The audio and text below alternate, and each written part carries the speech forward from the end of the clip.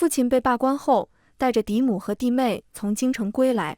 接风宴上，父亲瞥了一眼娘亲，淡淡道：“10几年不见，礼数都丢了。”娘亲一愣，谦卑站起来：“是妾身的疏忽，妾身这便伺候夫人用膳。”我委屈的垂手，却发现娘亲尽数挑拣着辛辣的菜库库夹，放到嫡母碗中。夫人，请用膳。嫡母张了张嘴，看了父亲一眼，欲言又止。我忘了，嫡母来自江淮，不吃辛辣。大家好，欢迎收看达达听书。京中大皇子和二皇子明争暗斗，父亲便是斗争中的牺牲品。被罢免后，带着嫡母和嫡弟嫡妹归来。自从收到京中的书信后，娘亲的笑容隐匿不少。她加紧日夜带着我出门，任铺子掌货。终于在父亲一行归来的头一日，把这12年扩张的所有营生归拢到了我名下，只留下他当初的嫁妆。码头上，父亲一袭锦袍，俊逸挺拔。他微微侧身往船舱探手，那模样，即便已过而立之年，亦引得父亲一双双眸子目不转睛。一双保养得极好的手从船舱探出，放在父亲掌心，瞬间被父亲宽大的手掌包裹。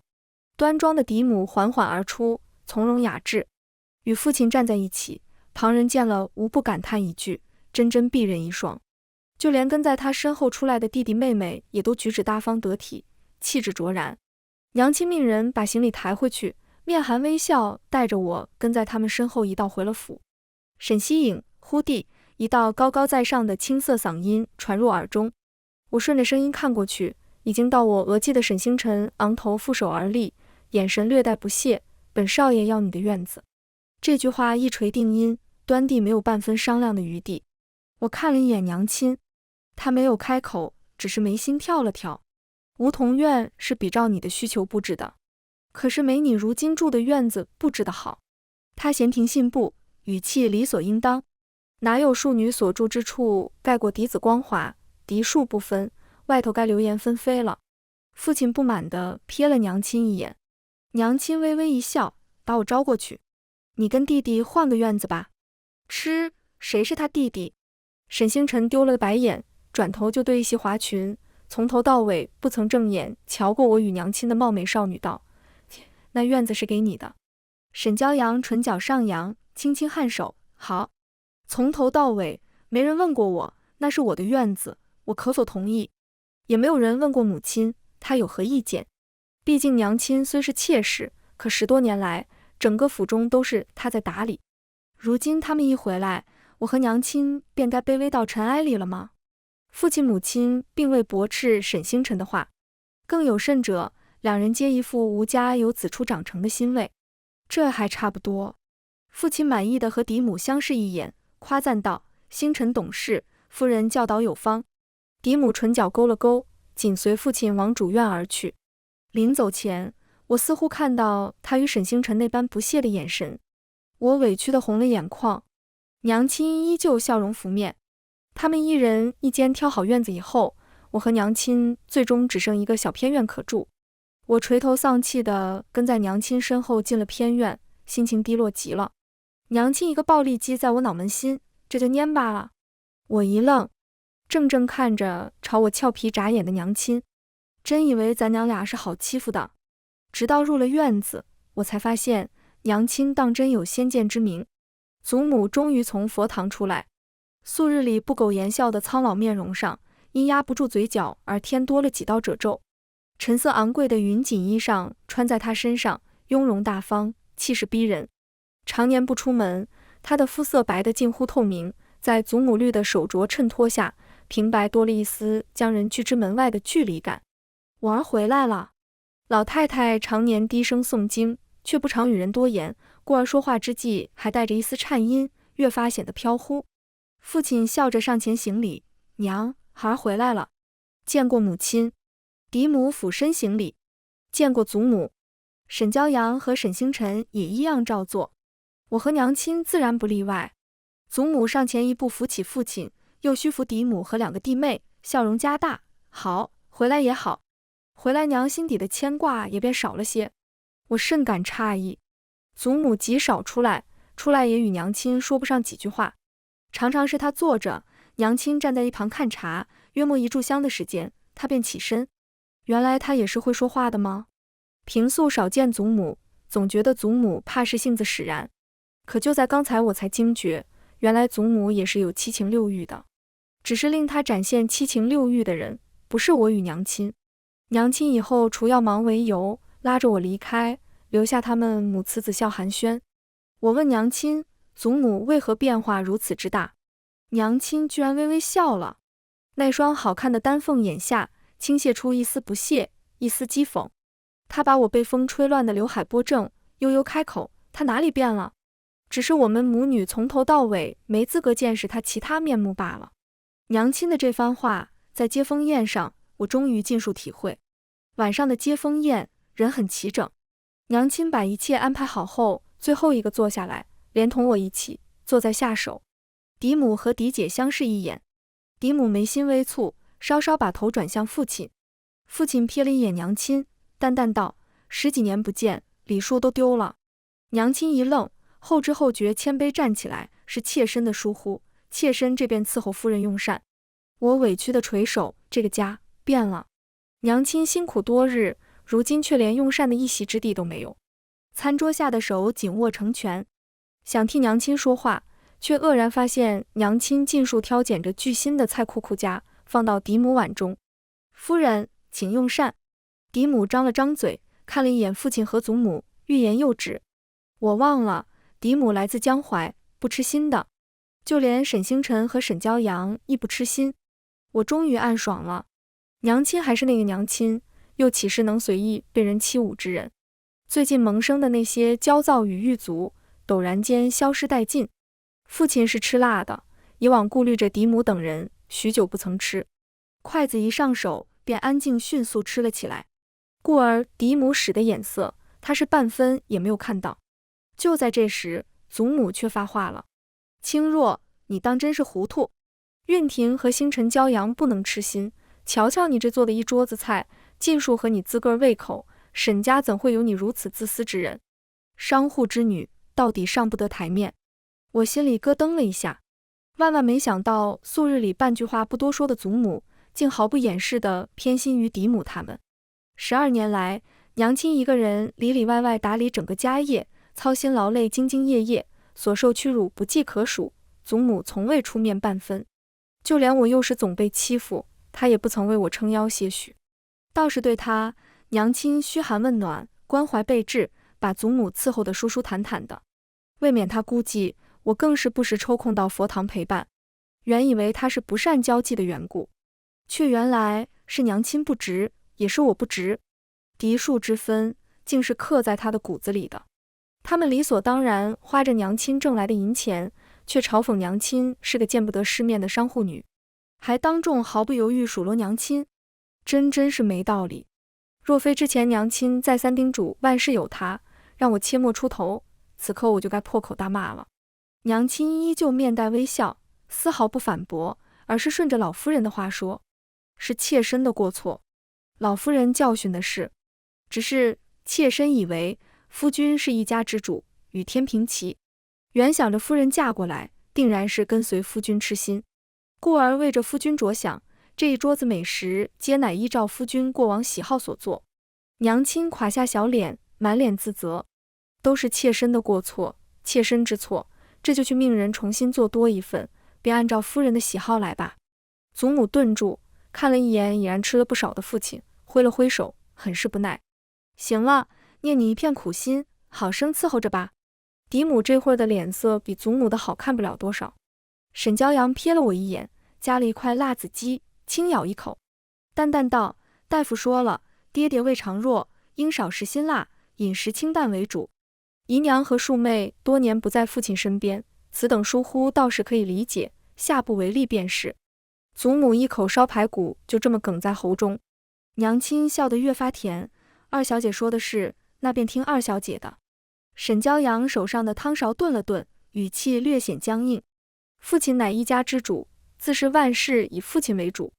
娘亲奉承，二小姐言之有理，听二小姐的，一切自是以爷为主。”眼神颇意味不明地看了一眼祖母。祖母筷子啪的一声灌在桌面，犀利的眸子扫视一眼沈骄阳，食不言，寝不语。沈骄阳面上笑容顿失，看着娘亲微笑的面容，暗暗咬牙切齿。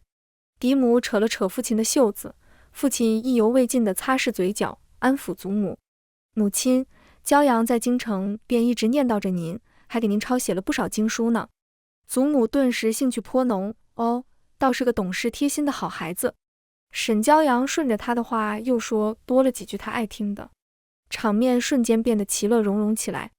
大家足足吃了1个时辰，娘亲也足足站了1个时辰，期间没有一人想起今日这些俱是娘亲所致。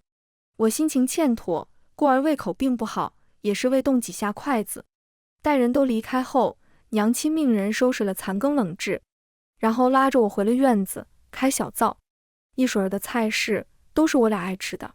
我打量着一如往昔含笑亲自给我夹菜的娘亲，甚是不解。娘亲轻点我鼻尖，笑了：“傻丫头，那些菜式虽然好吃，但却是极辛辣的。你且瞅着，晚些就有好戏看了。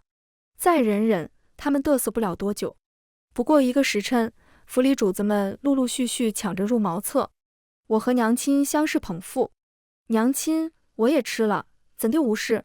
娘亲俏皮眨眼，都是他们爱吃的，你只吃了面前的白灼虾，娘亲亲手弄的，可干净了。我恍然。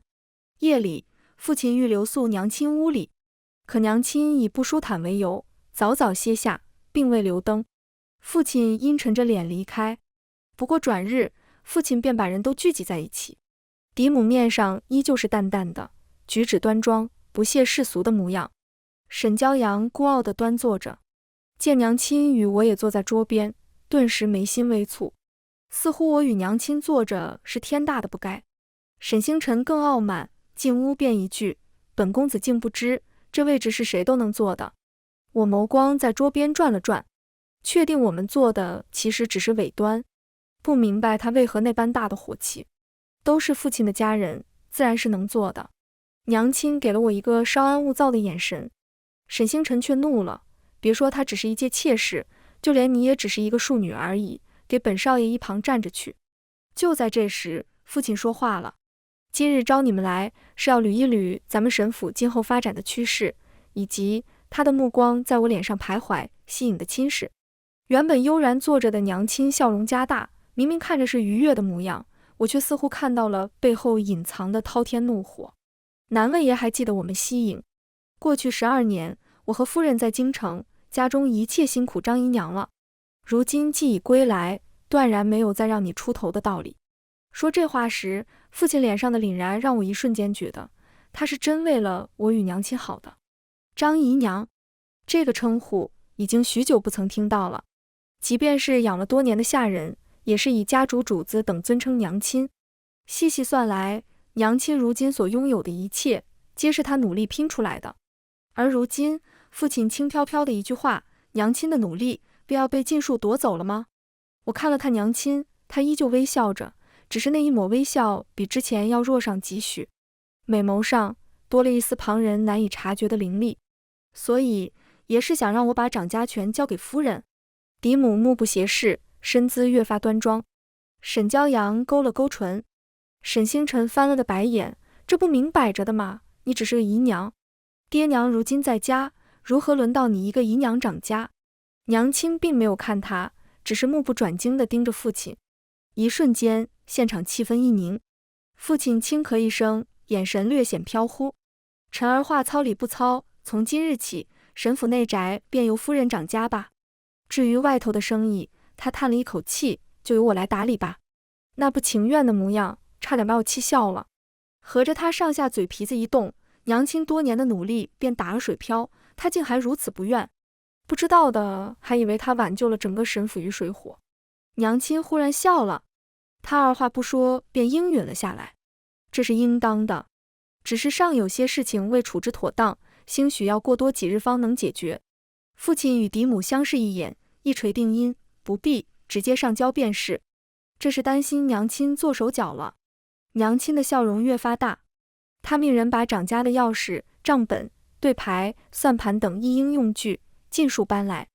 我并未忽视，在看到这些后，嫡母和父亲脸上算计的笑容。可他们高兴得太早了。娘亲岂是那等容易被拿捏之人？娘亲越是上交的越快，他们越是会怀疑。但娘亲推上一推，他们却担心娘亲动手脚。如此一来，娘亲倒也能把自己撇清，顺带把那一箩筐烂债顺利丢出去。第二件事，我特意为西影寻了一门好亲事，知府有意娶一门续弦，好打理府内上下事情。虽然西影是庶出，但到底是我沈荣的女儿，嫁给知府也不算高攀。娘亲依旧没有反驳，反倒笑着接受了，还是也考虑周全，为影找了门好亲事。回到院子里，我赌气不吭声。娘亲捏了捏我的鼻子，笑道：“可是在怪娘亲不帮你说话。”我转个头不理她。影儿，你觉得你父亲为何要把你嫁给知府？这点我倒是知晓的。娘亲虽然不在京城，但父亲他们在京城的一言一行，娘亲了如指掌。父亲花了12年爬到宣慰副使一职，却被大皇子推出去，做了巡抚的挡箭牌，被查出渎职，致使兵备粮饷损失重大。说是革职，实际还入狱半月。若非欧运亭变卖家产，兴许至今仍在狱中。此事一出，父亲也察觉大皇子党不靠谱，便想着换一棵大树。二皇子虽非皇后嫡子，但更有才能。大皇子那棵树靠不上，那便靠二皇子这棵。父亲想要东山再起。知府是二皇子党，好歹能够攀上一层关系。可是知府都已然知天命了，您真忍心我嫁过去？娘亲揉了揉我的脸蛋，眼底溢出一抹笑意。你觉得娘亲会让你嫁过去？我双眼顿时发亮，就知道娘亲是有主意的。夜里，我躺在床上翻来覆去睡不着，于是起来到院子里走走，却瞧见娘亲安静地坐在台阶上，一言不发。月光披在娘亲身上，将她白日里的意气风发和斗志昂扬统统打散，只留下一片宁静与安详。我忽然觉得娘亲竟是如此的娇弱。我向前走了几步，影子覆盖在她身上。曾几何时，在她面前承欢的小女娃，已然成长到与她一般高，而她竟还在为我殚精竭虑盘算。从小到大，我被人一次又一次嘲讽是没爹的可怜虫。出去玩，别的孩童会联手欺负我，于是我想要上叔塾，可叔塾的孩子照样嫌弃我，暗地里笑我是奴才生的贱种，就连夫子看我的眼光都带了异样。我哭着回了府。娘亲从此再没让我去上过书塾，她给我找了琴棋书画的夫子，还给我找了识字的夫子。只是她比以前更忙了，早出晚归，疲惫得紧。我渐渐长大，才明白原来娘亲是个妾，而妾是被人瞧不起的，在府中其实只能算半个主子，连带的我也被人瞧不起。小小的我睁着大大的眼睛，困惑地问娘亲：可是娘亲打理我们整个府邸啊，府里就娘亲最大了，况且他们不是说用不回来，为何又回来与我们抢院子呢？娘亲笑得与以往很不同，那是我第一次从娘亲脸上看到异样的笑容。后来我才知道，那叫苦笑。娘亲说，当年一眼看中父亲，是因为他长得实在好看。父亲对娘亲格外贴心，进出他搀扶，吃喝他辅助，就连娘亲今后的蓝图也被他规划得满满当当。娘亲只需做他掌中珠便是。从柴米油盐，再到诗与远方，娘亲由里到外被伺候得服服帖帖的，自然也就水到渠成与父亲焦灼在了一起。沉溺于情爱的他丝毫没有注意到，父亲从头到尾都未曾跟他提起娶她入门一事。2月后，娘亲才发现有了我，父亲却再不曾出现。外祖母知晓后，气得夜里心绞痛，次日被发现时，身子都已凉透了。外祖父外出行商，听到消息后疯狂往家中赶，整个人神思不属，被急行的快马撞倒，踩胸而过。不到几日，娘亲就成为孤女。这时候父亲再次出现了，带着无尽的愧悔。可更令娘亲崩溃的是，他竟然几日前便成亲了。成亲那日正是外祖父被撞之时，这意味着娘亲才是外室。娘亲浑浑噩噩，任由父亲安排，稀里糊涂成了沈府的妾室。待回过神来时，我在他肚子里已经5个月大了。而父亲的妻子，我的嫡母欧韵婷也怀了身孕。父亲日渐疏离娘亲。次年3月，我出生了。娘亲生我时，稳婆恰好有事告假回老家，是父亲夜间惊醒听到惨叫，这才命人重新找的稳婆。只是生的时候还是伤了身子，从此再无怀孕的可能。7月，嫡妹沈骄阳也出生了。据说沈骄阳出生时是在清晨，太阳最是娇柔时，故而取名骄阳。可10岁那年，我明明在父亲的书房看到他为妹妹取名字的缘由：娇若芙蓉，艳如明珠。芙蓉形似牡丹，花色艳丽；蓉更是取荣华之意，寓意极好。明珠似烈日般光彩夺目。骄阳，多好的名字！后来弟弟出生，取名星辰，群星浩瀚璀璨。除却骄阳便是星辰，多好，每一个都看得出来，饱含他对他们的期待和父爱。不似我，吸引夜间月亮的影子，暗淡，是陪衬。原来不是他不用心，只是我不配。自我1岁起，父亲就带着嫡母进京入朝为官，府中便留下了娘亲和祖母。祖母身子不便，除了府中大事会出来，平素皆如素。何为大事？譬如年中年末，母亲铺子盈利敛账后，祖母便换上常服，亲自从娘亲手中接过银钱，存入钱庄，再去信一封，告知京城。故而这些年，父母在京城的一应衣食住行，皆乃娘亲所致。父亲官是越做越大，可银钱却从未给到过娘亲手中一文。这些年更是一次也没有回来过。小时候我不明白，他明明可以直接喊娘亲要钱，为何非要通过祖母？长大后才明白，二者其实是有区别的。一则涉及他一家之主的尊严脸面，二则祖母给的银钱会比从娘亲手中得来多得多。原来他也不是那般厉害，毕竟厉害的男子又岂会犹如水蛭般从弱势的妾室身上攫取丰厚的银两，以维持表面的风光。我心中那座巍峨的高山一塌到底。上前与娘亲依偎在一起，到底是曾经喜欢过的人，娘亲该是难过的吧。次日一早，娘亲很早就出府，说是去上香，感谢我得了一门好亲事。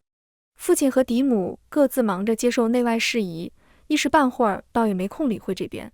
下晌，我正在院子里晒日光，院门忽然被拍得震天响，沈星辰带着人闯了进来，沈骄阳跟在身后。在看到院子奢华的布置以后，都极度的红了眼眶。我瞥了一眼躲在两人身后的青枣，思来想去，万万没想到他竟会背叛我与娘亲。西院是个偏僻荒废的小院子，别说过来住，就是看一眼父亲他们也不屑。当年娘亲就是被分到这个小院子的，寒酸破旧是她的代名词。嫡母又怎会让她的孩子住此处？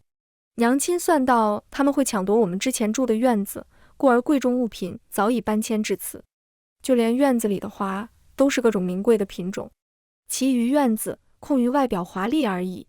想不到他们才回来2日，清早就悲主了。一介庶女，竟也配用此等名贵之物，来人，搬走。沈星辰讨赏般看着沈骄阳，这些东西都搬到你和娘亲的院子，定能添色不少。沈骄阳睥睨地看向我，冷笑道，当真是小门小户出来的，竟会这些不入流的算计，以为私藏起来便不被人所知了。眼看娘亲亲自伺候的名贵花种一盆盆被搬走了，我神情冷了下来。来人，带上娘亲的名帖，去一趟衙门，就说院里丢东西了。红枣恨恨地看了一眼青枣，大声道，是。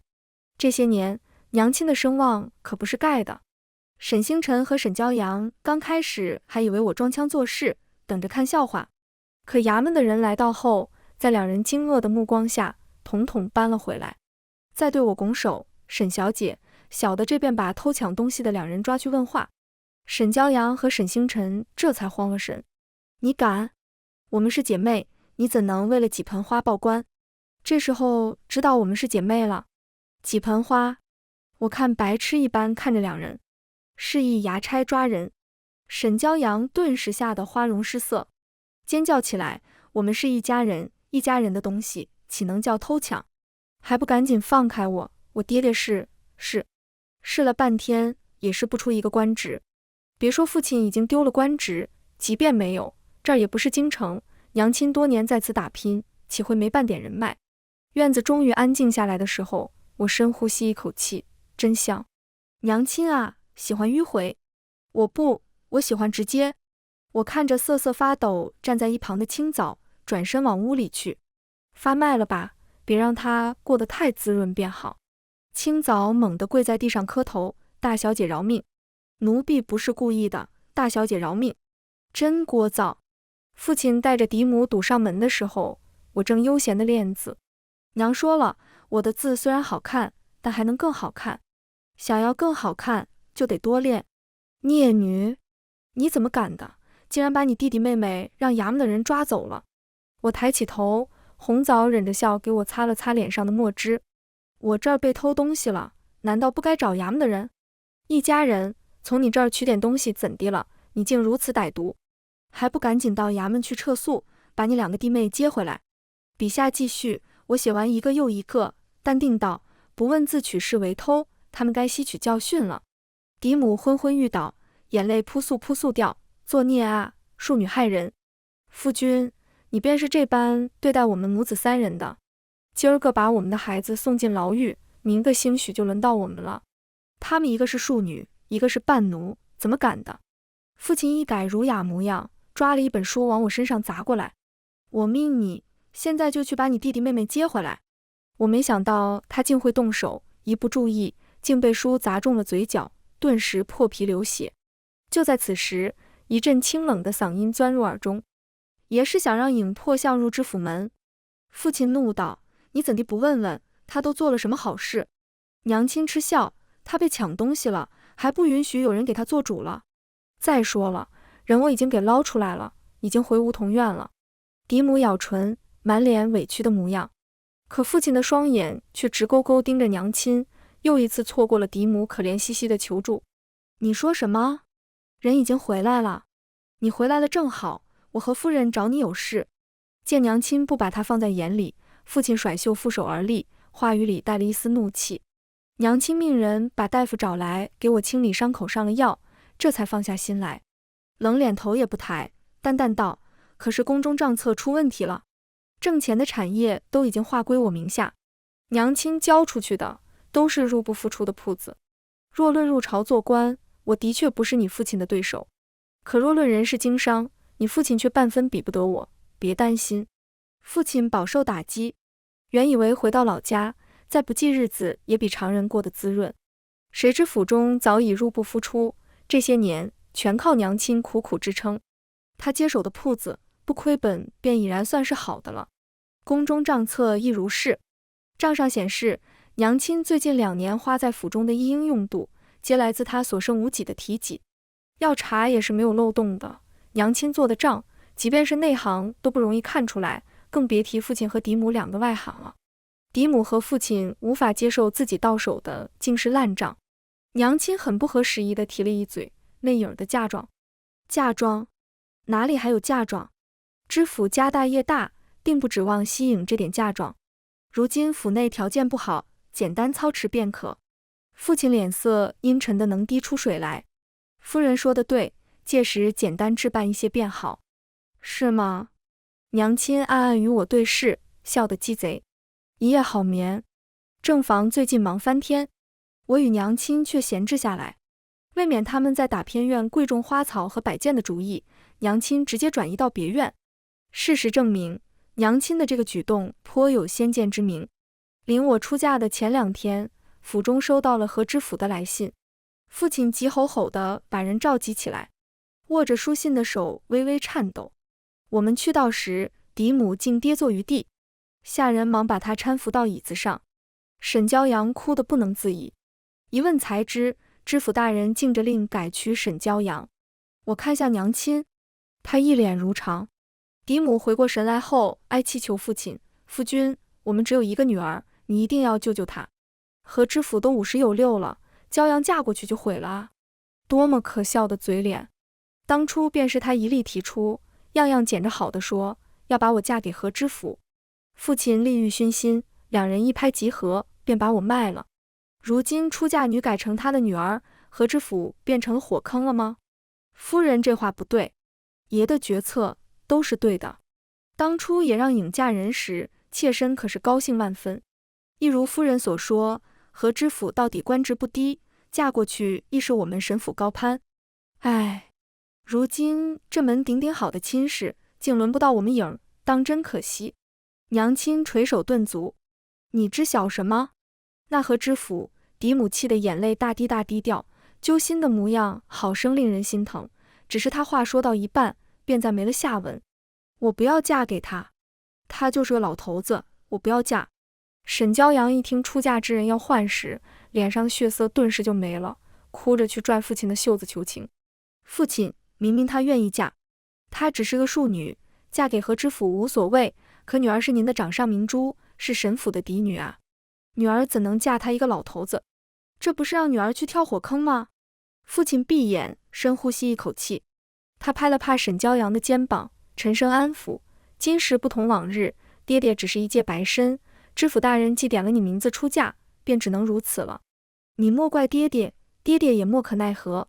我冷眼在一旁看着，原以为他有多宠爱沈骄阳，谁知不过如此。他更爱的始终是他自己。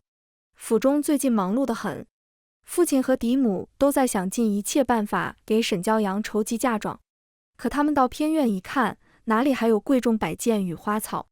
从父亲出事，再到离京，到如今府中一把烂账，以及女儿被嫁给足以做嫡母父亲的知府，一连串的打击使得嫡母早已无法安然维持她优雅端庄的模样。她一改淡然若菊的常态，再也控制不住，怒气冲冲地甩了娘亲一巴掌。那些东西呢？他们都该是我女儿的嫁妆，赶紧交出来。娘亲微眯了眼，看了站在旁边不吱声的父亲一眼，扬起一侧唇角。颖出嫁时，爷何不是说一切从简吗？妾身已经命人把那些物件卖了，替爷还了一些债务。若是爷如今需要，我便去要回来，4成的利息而已，也一定还得起的。娘亲的话极有效地让父亲嘴角抽搐起来。他一说完拔腿就走，似乎担心迟一点那份银钱就要不回来了。慢着！父亲拧眉，不满地看着嫡母，少点便少点，今时不同往日，以后有再补给骄阳便是。嫡母最近因为沈骄阳的婚事急得上了火，唇角都是泡。既然无法扭转局面，那只能给沈骄阳多备一些嫁妆。可如今父亲的话把他心中唯一的希望之火浇了个彻底，他半点也帮不了他的女儿。巨大的挫败感袭击他全身，他跌坐在地上嚎啕大哭，宛如村妇，再无往昔的端庄。父亲感到厌烦，他抬脚往外走去。据红枣说，这几日祖母又重新回佛堂去了。嫡母跪了几日佛堂，祖母最终取了100两银票给嫡母。娘亲笑得别有深意，100两倒是能勉强买套轻简的嫁衣。我问娘亲为何祖母竟会如此寡情，她摸了摸我的头，语重心长道：颖儿，你要记住，人性经不起利益的试探，在利益面前，情义不过点缀罢了。徐叔叔也是吗？娘亲一噎，怎么扯到他身上去了？徐叔叔，父亲的同窗，曾经暗暗喜欢娘亲，后来黯然看着娘亲嫁人，不顾家人劝阻，带发修行了。带发是家人仅剩的要求。父亲一别10余年，除了丢下整个府邸以及祖母给娘亲照管，好处是半分没有。这些年来，娘亲孤身一人带着我受了不少欺辱，有几次甚至从鬼门关抢回来。若是没有徐叔叔，我不敢想象我们娘俩是否还会平安。可即便如此，娘亲依然和徐叔叔保持距离。小时候我曾经问娘亲，为何不能与徐叔叔一起？娘亲的笑容消失了，她望着远方的星空，长长叹了一口气，语气是前所未有的忧伤。你徐叔叔是天上的太阳，娘亲是夜间的月亮，我们是不会有交集的。长大后，我懂事了，也明白了娘亲的顾虑。我在想法子，想一个能让娘亲和徐叔叔在一起的法子。父亲曾经给祖母寄过一封书信，告知他在替大皇子做事。于是我让娘亲把那封信交给了知府。这些年，娘亲的生意遍布大江南北，却挂着个虚名。真正知晓的人凤毛麟角，知府知晓的也只有半数。可即便如此，也足够令他对娘亲刮目相看了。且娘亲给知府的孝敬不少，若是我与娘亲出事，他也得不到好处。娘亲和知府达成一个协议，他答应帮娘亲办一件事，这个机会一直保留着。以我对父亲的了解，一旦他从京城回来，必定想尽一切办法往上爬。大皇子舍弃他，他最有可能投靠的就只有二皇子了。而知府是二皇子的人，想要靠近二皇子，必定通过知府。联姻是最好的选择。沈骄阳是他的掌上明珠，起码在他性命和声誉没有受到威胁时，是的。她还是他的嫡女，又自幼养在身边，到底有感情，故而能舍弃的只有我。想通一切后，娘亲便借口上香去见了知府，于是有了沈骄阳替嫁一事。沈骄阳成亲头一日，府外忽然来了一波恶狠狠的人，点名要沈府还钱。父亲担心沈府声誉遭到破坏，把人带进来细细询问。一问之下，才知是娘亲找人借了印子钱，4份利，利滚利到如今，已然达到2万两银子。今日必须给个交代，否则要把我和娘亲都带走。父亲眼前一黑，娘亲可怜巴巴向父亲求情：夫君，二小姐的嫁妆可以抵一部分，另外老夫人那儿我这些年给的银两不少，凑一凑足够了。嫡母神色淡淡地道：这是张姨娘的事，怎能划归府里管呢？况且二小姐的嫁妆可是带到知府衙门里的，谁人敢动？嫡母在父亲面前一哭二闹三上吊，父亲到底顾虑未来夫婿是知府，硬是从祖母那儿抠来15000两银票，终于把嫁妆办了起来。祖母直接气病了。父亲沉吟片刻后，犹如醍醐灌顶，沉声道：诸位稍等片刻，我必定给诸位一个交代。然后把娘亲带进了书房。一炷香的时间过去了，父亲不余地出来，眼神莫名地瞥了我一眼。娘亲则满脸土色，手上拿着2张纸，走路的姿势都是飘的。父亲，人你们带走，他们已然与我沈家没有任何关系。这一来，倒是把来要钱的一群人看傻了眼。可一听说能带人走，他们便立马上手，把我和娘亲堵上嘴拉走了。沈骄阳的婚事如约举行，然而在他成亲当天，父亲和嫡母都被抓了。牢狱内，父亲狼狈极了，再不复翩翩模样。欧韵婷也满脸憔悴，却依然端着。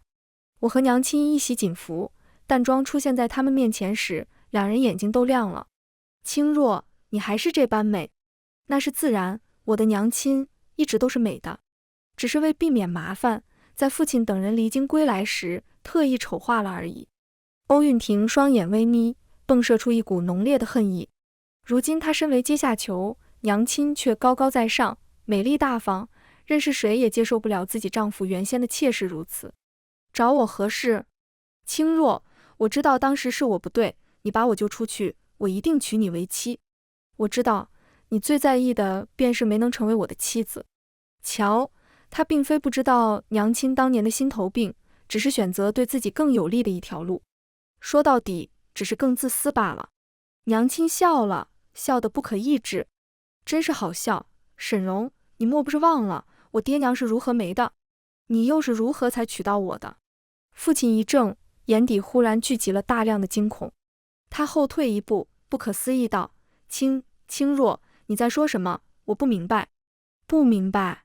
娘亲鄙视地剜了他一眼，恶狠狠道：诊出我有孕的大夫是你派来的吧？别说你不知道，我都见到了，你给了他一笔钱，让他远走高飞。你知道我娘有心绞痛，故意放出我们思乡受受的消息，又让人告诉我娘你要娶别人了，还告知她我怀了你的骨肉。多重打击下，我娘夜里心绞痛，便去了。你再命人找到我爹，告诉他这个噩耗，并趁他不注意，买通人骑马撞翻他，活活把他害死，只为我家的钱财。你成功了，我浑浑噩噩被接到你沈家，做了你沈家的妾。沈荣，你以为这一切都天衣无缝吗？你是如何知道的？呵呵，我是如何知道的？你以为你是如何被罢免回家的？父亲震惊地扑过来，想要抓娘亲。欧韵婷也惊恐地看着我们。你这个魔鬼，竟然从一开始便下着一盘如此大的棋，把我们都瞒在鼓里。我们死了，你们也不得好死。父亲眼睛猩红，双手死死抓着栏杆，所以我被罢免是你做的手脚。那我如今被抓，也是你动的手脚？还有那个印子钱，难道也是假的？娘亲红着眼眶，却温柔地摸了摸我的头发，笑了。这便是默认了。亏了我的女儿想出来的绝妙计策，否则就让你这么死了，岂不便宜你？沈荣、欧韵婷从高处摔落的感觉很难忘吧？明明是青梅竹马的一对，却偏偏把我骗进去。造得出因，就得接受得了果。欧韵婷浑身脱力，跌坐地上。父亲狂怒吼叫着要打死我们母女俩，可娘亲又怎会给他这个机会，巧笑倩兮地搂着我，给他们徒留一片背影。沈荣，3日后你们一家4口便会被斩，黄泉下也有伴，不必谢我。当初设计让大皇子把父亲从朝堂除名，从而顺利与知府勾结在一起，进而为大皇子提供消息。这也是为何父亲出事后并未被抄斩，还能被欧韵婷救回来的最大原因。大皇子原想着给自己埋一个眼线在二皇子眼皮子底下，谁知这一步步都在我和娘亲的算计中。沈骄阳成亲前，父亲给大皇子做眼线的消息就已经被知府递到二皇子府了。成亲当日，父亲一家被一网打尽，包括知情的祖母以及被无辜拖累的沈星辰。至于娘亲和我，在沈骄阳成亲前就已经被父亲从沈家族谱除了名。2年后，我在别院逗着徐叔叔送的小八哥，下人来兴高采烈地跑来：“小姐，老爷夫人回来了。”去年，娘亲和徐叔叔终于成亲了。成亲后就四处游玩，原本打算玩个几年回来的，谁知1年就回来了。我眉心微蹙，难不成出什么事儿了？赶紧往外走去，直到见到娘亲，我才知道为何。娘亲笑眯眯地对我张开了手臂，圆润突出的肚子异常显眼，而徐叔叔更是站在一旁，笑得见牙不见眼。全文完，达达听书，感谢您的观看，每天上新精彩小说，喜欢就订阅吧。